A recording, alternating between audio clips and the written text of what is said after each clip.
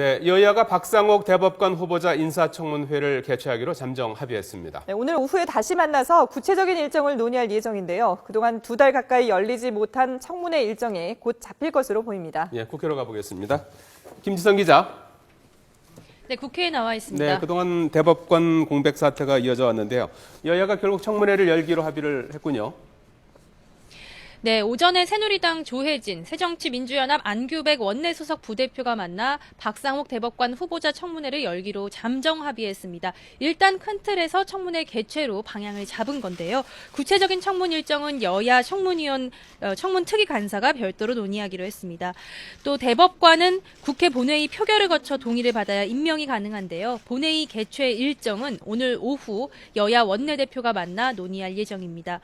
대법관 공백이 길어진 만큼 4월 임시국회가 열리면 가능한 빠른 시간에 본회의를 열어 표결 처리하는 방향을 논의할 것으로 보입니다.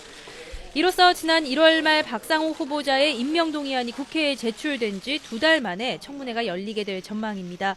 새정치민주연합은 그동안 박 후보자가 박종철 고문치사 사건을 은폐한 전력이 있다는 이유로 청문회 개최를 거부해왔습니다.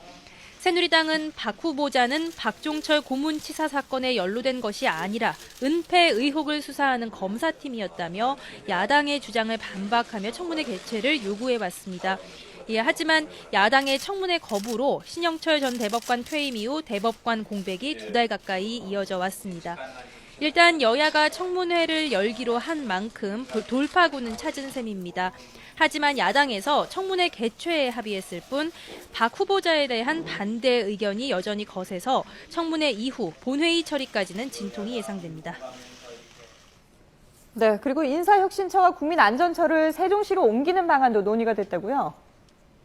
네, 인사혁신처와 국민안전처 등 새로 생긴 중앙행정기관의 세종시 추진에 속도가 붙을 것으로 보입니다. 새누리당 김무성 대표와 이완구 국무총리, 또 이병기 청와대 비서실장은 어제 고위 당정청 회의를 열어 이 같은 방안의 뜻을 모았습니다.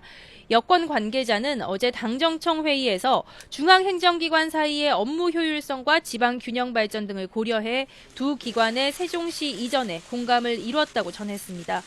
당정청이 뜻을 모으면서 별도의 법 개정 없이 정부 고시만으로도 가능한 두 기관의 세종시 이전이 예상보다 빨리 진행될 것이라는 전망이 나오고 있습니다.